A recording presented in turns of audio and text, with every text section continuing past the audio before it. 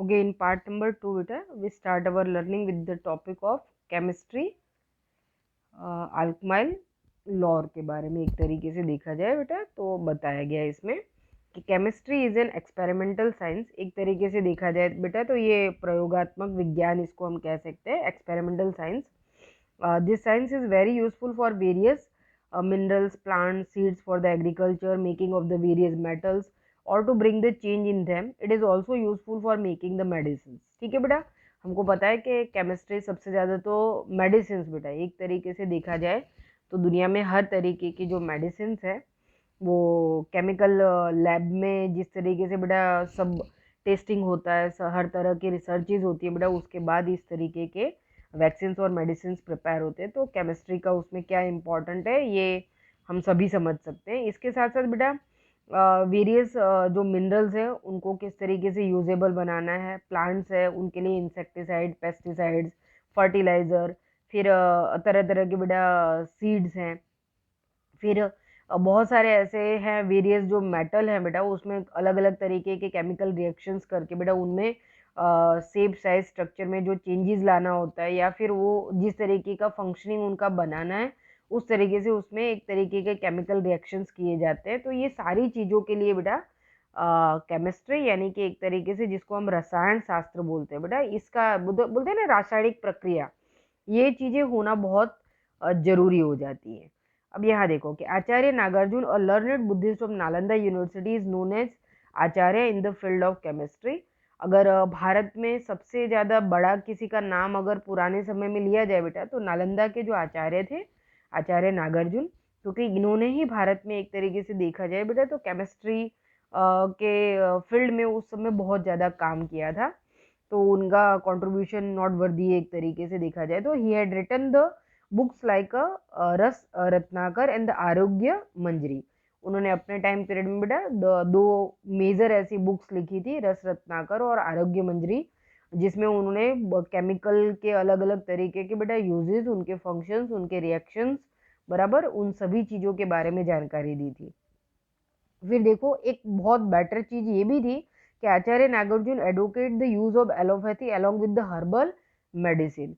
आचार्य नागार्जुन ही वो थे बेटा जिन्होंने एलोपैथी के साथ, बराबर एलोपैथी को हर्बल मेडिसिन के साथ एक तरीके से दोनों का एक उस तरीके का एक मिक्सचर बेटा तैयार किया, दोनों तरह की मेडिसिन का, जो लोगों के लिए बहुत ज़्यादा फायदेमंद साबित हो, है ना। वनस्पति की जो अलग अलग तरीके की औषधियाँ होती है जिनको हम हर्बल मेडिसिन बोलते हैं बेटा, उनको केमिकल मेडिसिन के साथ किस तरीके से दोनों का एक बहुत अच्छा कॉम्बिनेशन प्रिपेयर किया जा सकता है और वो लोगों के लिए बहुत फायदेमंद साबित हो सकता है, इस चीज़ को बहुत ज़्यादा प्रायोरिटी देते थे। फिर it is believe that the use of the mercury as a medicine was initiated by him. ये माना जाता है कि जो मर्क्यूरी बेटा जिसको हम पारा कहते हैं ना, जैसे अपने थर्मोमीटर वगैरह में होता है ना, उससे हमारा टेम्परेचर वगैरह मापा जाता है। इससे साथ साथ बेटा एशेज यानी कि तरह तरह की जो राख होती है बेटा जिसको हम भस्म भी कहते हैं, उसको कैसे औषधि के रूप में बराबर यूज किया जा सकता है, उसको कैसे डिफरेंट डिफरेंट वे में, मतलब उससे भी अलग अलग तरीके की मेडिसिन प्रिपेयर हो सकती है, इसके बारे में भी उन्होंने जानकारी दी थी। Nalanda university had its own school of chemistry and furans for the studies and researches. Nalanda में बेटा अपने आप में बहुत बड़ी केमिस्ट्री लैब थी जहाँ पे जो स्टूडेंट्स थे बेटा वो अपने सब्जेक्ट्स के हिसाब से different different kind of researches करते थे और तरह तरह के इन्वेंशंस इसी वजह से वहाँ पे हो पाते थे। The description of the main ras, aparas, 10 types of poison as well as the various types of salt and ash of the mineral is seen in the chemistry. अब इस केमिस्ट्री लैब में बेटा तरह तरह के देखा जाए तो चाहे रिसर्चेस बोलो आप उनको इन्वेंशन बोलो, तो अलग अलग तरीके के बेटा रस और उपरस की बात हो रही है, यानी कि जो मेडिसिन होती है बेटा, हमको पता है मेडिसिन लिक्विड रूप में भी होती है और पुराने समय में तो ज़्यादातर उसी फॉर्म में वो यूज़ की जाती थी। तो उस तरीके के बेटा अलग अलग तरीके के रस और उपरस को मतलब तैयार करना केमिकल फॉर्म में, और उसके साथ साथ जो है बेटा अलग अलग टाइप ऑफ सॉल्ट यानी कि क्षार जो जिसको हम बोलते हैं ना, सौर फॉर्म, जिनका मेडिसिन में बहुत ज़्यादा यूज़ होता है। हालांकि जो साइंस से रिलेटेड चीज़ों में जब इसको डीपली आप समझोगे तो शायद बहुत अच्छे से आपको बहुत सारी चीज़ों की ऐसी जानकारी होगी बेटा कि सॉल्ट फॉर्म को किस तरीके से यूज़ किया जाता है, डिफरेंट डिफरेंट एसिड फॉर्म को कैसे यूज़ किया जाता है, और जो मेटलिक एक तरीके की भस्म होती है यानी कि एसिड होते हैं बेटा, उसका भी उन्होंने केमिकल फॉर्म में किस तरीके से उसके different different kind of reactions prepare होते हैं और उससे क्या चेंजेस आते हैं या क्या चीज़ें बनती हैं, वो किस किस फॉर्म में यूजेबल हैं, वो सारी चीज़ें उन्होंने यहाँ पे केमिस्ट्री, नालंदा की केमिस्ट्री लैब में इन सब चीज़ों पे बहुत ज़्यादा काम हुआ था। अब आगे देखते हैं। The copper statue of the Buddha reflect an expert knowledge and skill in the field of chemistry.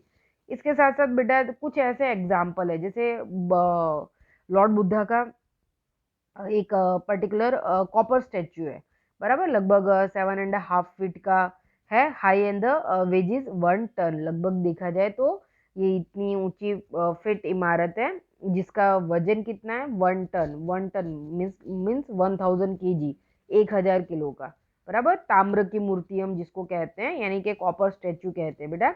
इसके साथ साथ साथ जो बेटा the statue of Buddha at Nalanda is 18 feet height.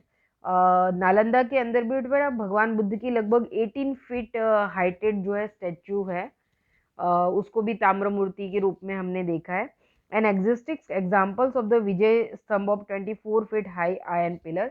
इसके अलावा बेटा जो है 24 फीट का एक तरीके से देखा जाए तो विजय स्तंभ, बराबर, विच वेट इज 7 टन्स। कितना है, लगभग 7 टन का मतलब है बेटा 7000 kg, 7000 किलो का, है ना, विक्रमादित्य चंद्रगुप्त टू के टाइम पे बनाया गया था। Then the pillar has not yet corroded. This is the best example of arcane lore of India.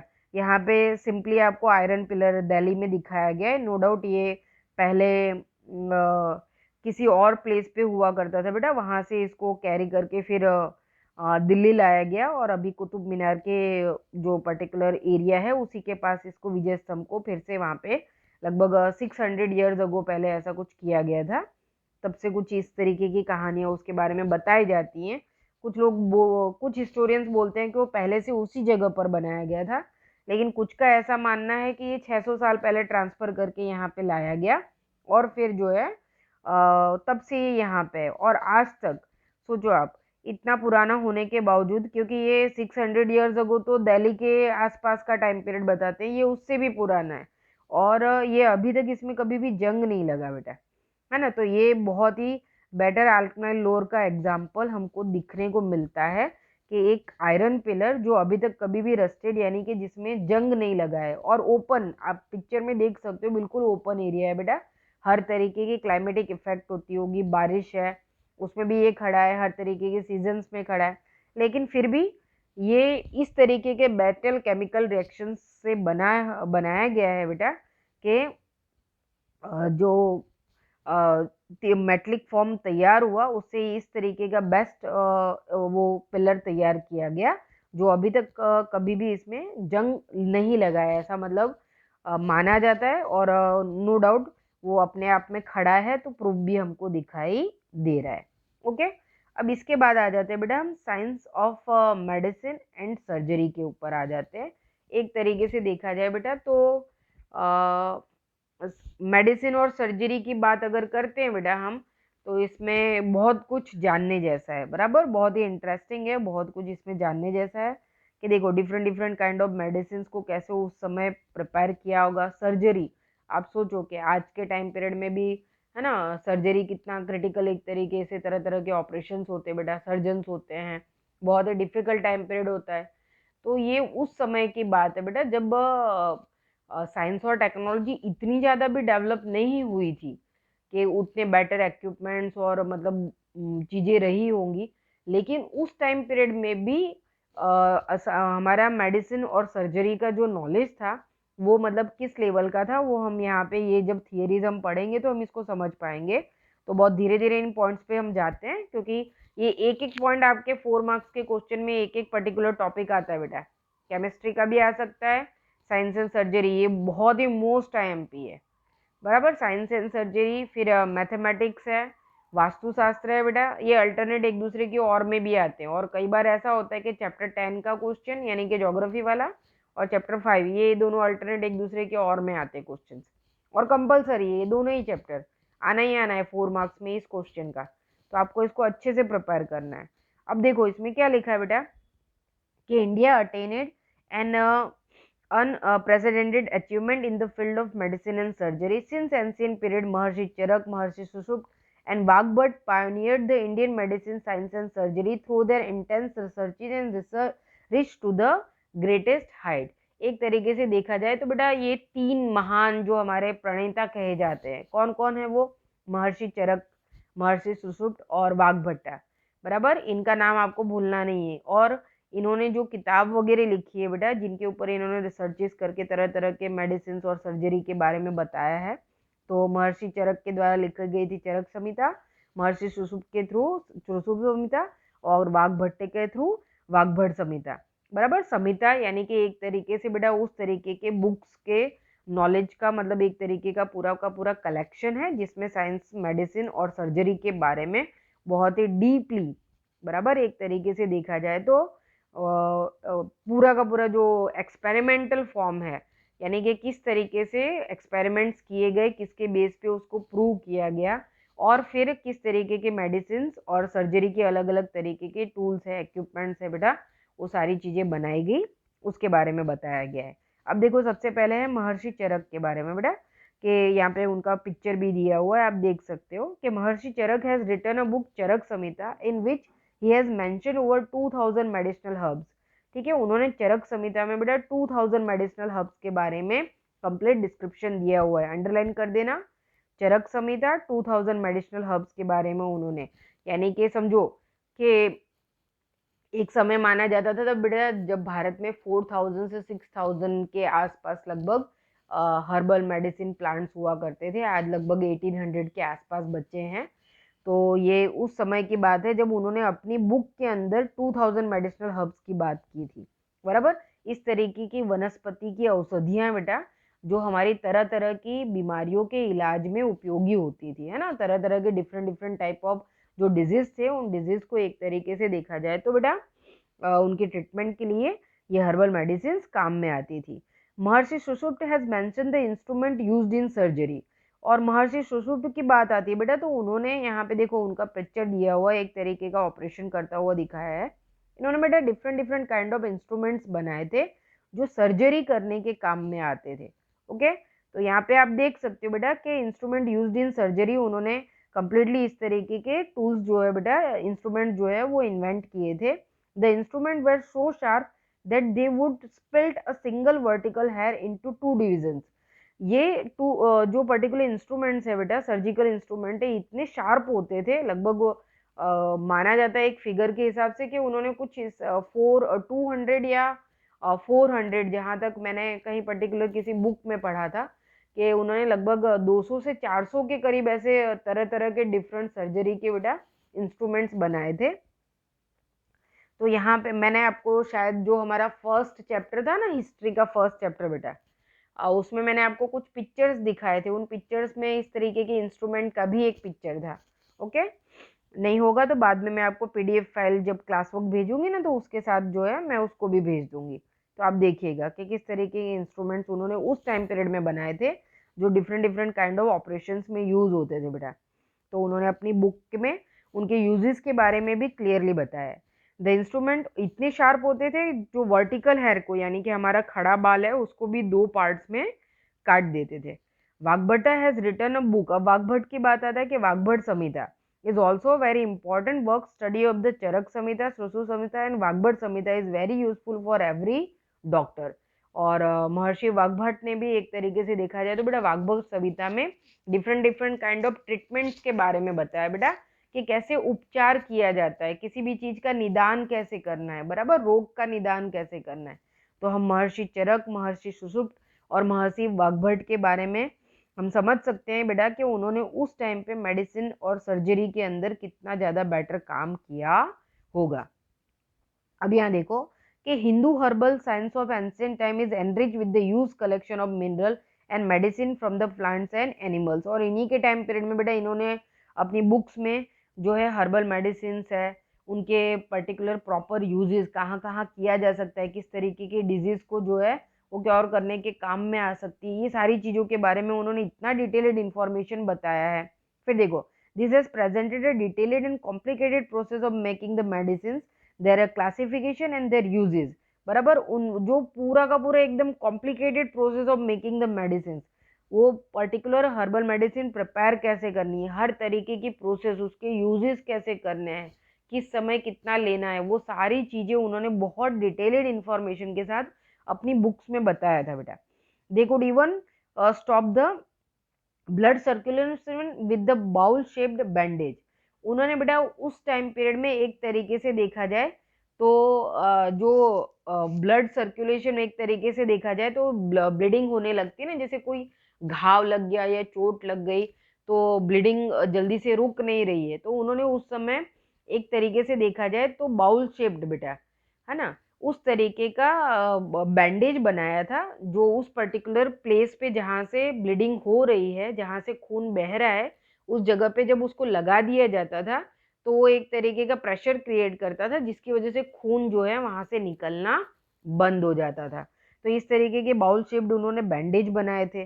फिर उसके साथ साथ बेटा they could skilfully operate an abdomen, kidney, contract hernia, stone, piles and the bladder.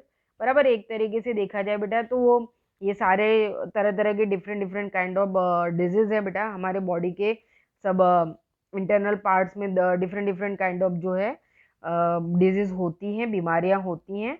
तो उन्होंने इन सभी disease के बारे में कैसे इनका उपचार किया जाए, ट्रीटमेंट किया जाए, उसके बारे में अपनी बुक्स में लिखा था। They could classify also join the broken or the displaced bone and extract things pressed into the body easily and skilfully. इसके साथ साथ बेटा उन्होंने different different kind of bones, यानी कि जो हड्डियां हैं बेटा, अगर वो टूट गई हैं, ब्रेकआउट हो गई हैं, उनके बीच में गैप बन गया है, बराबर, या फिर बॉडी के अंदर कोई इस तरीके के चीजें हैं बेटा, वो धस गई है ना, जैसे मान लो खील धस गई है या कोई ऐसा चीज है जो बॉडी के अंदर धस गया है, तो उसको किस तरीके से बाहर निकाला जाएगा, बराबर, उसके बारे में भी उन्होंने तरह तरह के इंस्ट्रूमेंट्स बनाए थे, सर्जरी के different different kind of process के बारे में उन्होंने बताया था। अब इसके साथ साथ हम देखते हैं बेटा कि उन्होंने जो है बेटा recognise the symptoms and the diagnosis and disease. बराबर, उन्होंने बहुत ही इजीली इन चीज़ों को अच्छे से समझाया है। और इसके साथ साथ dietary directions after the post recovery of disease, उसके साथ साथ उन्होंने बेटा जैसे आज हम देखते हैं ना कि बीमारी होती है, डॉक्टर एक डाइट प्लान भी देता है कि भाई आपको इस तरीके की बीमारी है तो आपको ये खाना चाहिए, ये नहीं खाना चाहिए।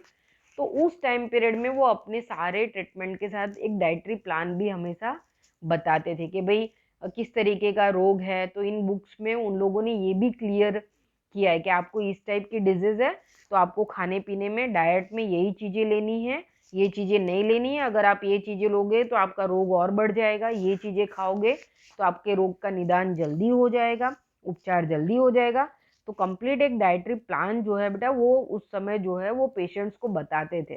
बराबर, तो हम समझ सकते हैं कि कितना बेटर तरीके से बेटा वो अपने नॉलेज को यूज करते थे, है ना। आगे देख सकते हैं कि they had the knowledge of the plastic surgery as well as joining the nose and years.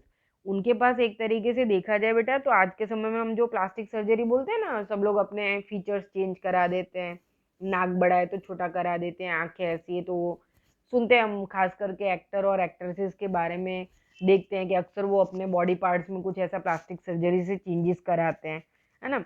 लेकिन ये उस समय की बात है बेटा, जैसे पहले वॉर्स बहुत होती थी या उस तरीके के एक्सीडेंट्स होते थे तो कान है, नाक है, कट पिट गए हैं, तो उस समय वो उस तरीके की क्ले यूज करते थे। उस क्ले के साथ वो उस तरीके के केमिकल रिएक्शंस करते थे जिससे एक प्लास्टिक जैसा मटेरियल उस टाइम पीरियड में बनता था, और उसको वो आँख, कान, नाक जिसका भी शेप देना होता था वो शेप देते थे, और उस तरीके के नोज और ईयर्स जो है वो लगाते थे। इवन टूटे हुए पाँव और हाथ भी बनते थे बेटा। इवन आज भी राजस्थान के अंदर जयपुर और जोधपुर में ऐसी फैमिलीज हैं बेटा जो अभी भी उस तरीके की क्ले और केमिकल रिएक्शंस के बारे में जानते हैं और बनाते हैं, और वो 80% जो है बेटा हमारे ओरिजिनल बॉडी पार्ट्स की तरह वर्कआउट भी करते हैं। ये भी बहुत बड़ी बात है। They showed a keen interest in teaching the student the method of surgery by doing the surgery on the dead body or on the wax statues. ठीक है, वो बच्चों को बहुत ही बड़ा एकदम पेशेंस के साथ सर्जरी के सारे प्रोसेस के बारे में समझाते थे, बराबर। और सर्जरी करते समय वो या तो डेड बॉडीज के ऊपर या वैक्स स्टैच्यूज, बराबर, एक आर्टिफिशियल वैक्स का स्टैच्यू बनाते थे, सब तरह के इंटरनल एक्सटर्नल पार्ट्स उसमें होते थे, और फिर जो भी स्टूडेंट्स रहते थे उनको उन वैक्स स्टैच्यूज के ऊपर या तो फिर ओरिजिनल डेड बॉडीज के ऊपर जो है बेटा वो ऑपरेशंस करके उनको सर्जरी करके दिखाते थे और उनको उस तरीके से वो ट्रीट करते थे। They conducted risky operation during the delivery. They were expert gynaecologist and the paediatrician. एक तरीके से देखा जाए बेटा तो वो हर तरीके के रिस्की ऑपरेशन है डिलीवरी टाइम पीरियड में। पहले तो उस जमाने में बेटा उस जमाने में क्या, अभी भी देखो बहुत सारे गांव वगैरह में अभी भी डिलीवरी के टाइम पीरियड में लोग हॉस्पिटल नहीं जाते थे, वो गांव में दाई माँ वगैरह आती हैं वही उपचार करती थी, लेकिन तब भी वो डिलीवरी के टाइम पीरियड में रेस्क्यू ऑपरेशंस किया करते थे। इसके साथ साथ जो है बेटा वो एक बेटर गायनोकोलॉजिस्ट, यानी कि देखा जाए तो लेडीज के जो डॉक्टर्स होते हैं बेटा उनको हम गायनोकोलॉजिस्ट बोलते हैं। और जो पेडिट्रिशियन है यानी कि जो बेटा चिल्ड्रन यानी कि बच्चों के जो डॉक्टर होते हैं उनको हम पेडिट्रिशियंस कहते हैं। ये काफ़ी एक बेटर उस समय उन्होंने इस तरीके के बेटा फंक्शंस को उन्होंने मतलब एक पूरा सिस्टम उन्होंने तैयार किया था। तो हम देख सकते हैं कि उन्होंने उस टाइम पीरियड में भी इन चीज़ों को इतना ज़्यादा मतलब इम्पोर्टेंट दिया था।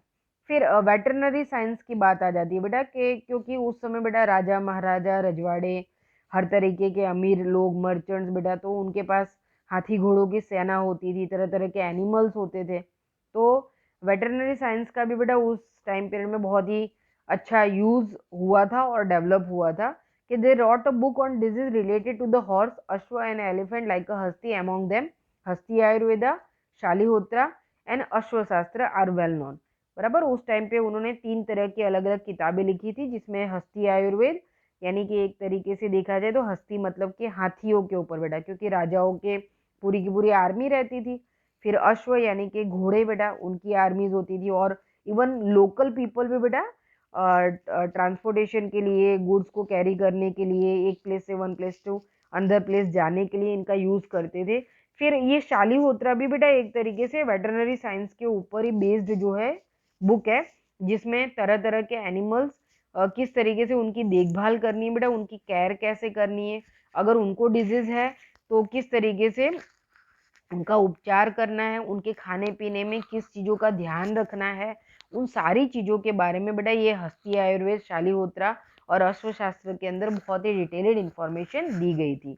The scholar science writer of the medicine Vagbhatta made the valuable contribution through his work Ashtanga Hridaya in the field of diagnosis. इसके साथ साथ जो है बेटा हम देख सकते हैं बेटा कि वैदिक शास्त्र में जो वाघभट्ट थे उन्होंने अपने निदान क्षेत्र के अंदर बेटा एक तरीके से देखा जाए तो कहीं ना कहीं एक वैल्यूबल उन्होंने कंट्रीब्यूशन दिया था। उन्होंने अष्टांग हृदय जैसा एक तरीके से पूरी की पूरी एक डायग्नोसिस के ऊपर एक पूरा ग्रंथ लिख डाला था बेटा।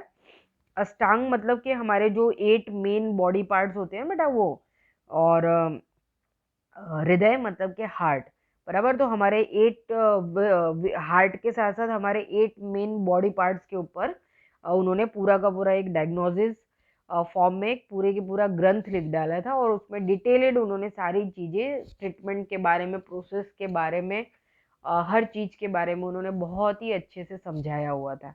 ओके, तो आप इसको अच्छे से समझ सकते हो बेटा। शालिहोत्रा भी मैंने बोला कि वेटरनरी साइंस के ऊपर ही आधारित एक तरीके की बुक थी बेटा, जिसमें सब तरीके की ट्रीटमेंट्स एनिमल्स से रिलेटेड बताई गई थी, उनके डाइट प्लान्स के बारे में भी बताया हुआ था। क्योंकि उस ज़माने में, पुराने समय में बेटा ज़्यादातर व्हीकल्स नहीं होते थे, तो आम लोगों के घरों में भी बेटा घोड़े तो हुआ ही करते थे और उसके साथ साथ दूसरे अनदर एनिमल्स, क्योंकि एग्रीकल्चर के साथ साथ जो दूसरा मेन ऑक्यूपेशन था वो एनिमल हस्बेंड्री का ही था। तो यहाँ पे हम समझ सकते हैं कि उस टाइम पीरियड में वेटरनरी साइंस का कितना ज़्यादा इम्पॉर्टेंट रहा होगा। तो साइंस और सर्जरी हमने देखा बेटा, मोस्ट IMP क्वेश्चन है आपका 4 मार्क्स का, इसको अच्छे से आपको प्रिपेयर कर लेना है। ओके, इसके बाद नेक्स्ट पार्ट में हम देखेंगे मैथमेटिक्स। ओके, पार्ट नंबर 3 में। Thank you.